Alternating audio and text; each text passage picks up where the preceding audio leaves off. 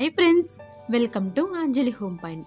ఈరోజు ఒక మంచి ఐస్ క్రీమ్ రెసిపీని మీకు అందరికీ చూపిస్తున్నాను. ఎప్పుడైనా మనకి ఐస్ క్రీమ్ తినాలనిపిస్తే ఓన్లీ ఒక 3 ఇంగ్రీడియంట్స్ మాత్రమే యూజ్ చేసి ఈ ఐస్ క్రీమ్ని తయారు చేసుకోవచ్చు. అదేనండి ఓరియో బిస్కెట్ ఐస్ క్రీమ్. దీన్ని చాలా సింపుల్గా త్వరగా తయారు చేసుకోవచ్చు. సో ఎలా తయారు చేసుకోవాలో చూసేద్దాము.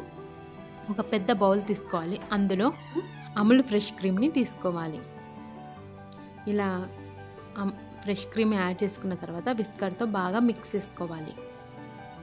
ఒకవేళ విస్కర్ లేకపోతే మిక్సీలో అయినా మిక్సీ పట్టుకోవచ్చు. నురుగా రావాలండి, చుట్టూ బాగా నురుగా వచ్చేంత వరకు బాగా విస్కర్తో ఇలా మిక్స్ చేసుకోవాలి.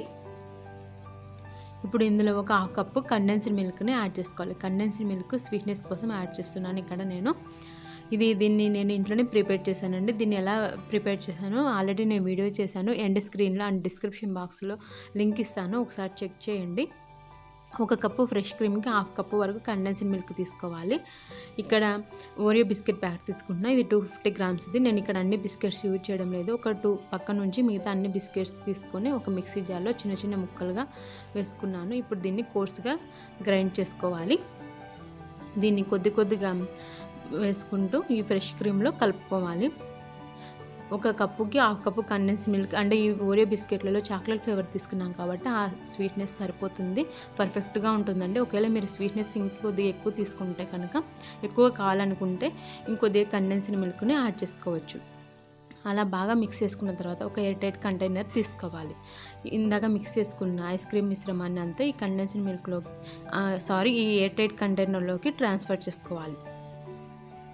ఇలా ట్రాన్స్ఫర్ చేసుకొని ఒక అల్యూమినియం ఫాయిల్ పేపర్తో చుట్టూ ర్యాప్ చేసుకోవాలి, గాలి తగలకుండా. ఈ విధంగా ర్యాప్ చేసుకొని ఒక 8 అవర్స్ లేదా ఓవర్ నైట్ అయినా ఉంచుకోవచ్చు. డీప్ ఫ్రిడ్జ్లో ఉంచుకోవాలి. చూడండి, నేను ఓవర్ నైట్ ఉంచాను కదా, అందుకే ఐస్ అయ్యింది బాగా పైన అంతా లిడ్కి. ఒకసారి ఓపెన్ చేసి చూడండి, ఐస్ క్రీమ్ పర్ఫెక్ట్గా రెడీ అయిపోయింది. ఇప్పుడు సర్వింగ్ బౌల్స్ తీసుకోవాలి. ఇలా లోతుగా ఉండే గరిటె తీసుకుంటే ఈజీగా వస్తుందండి.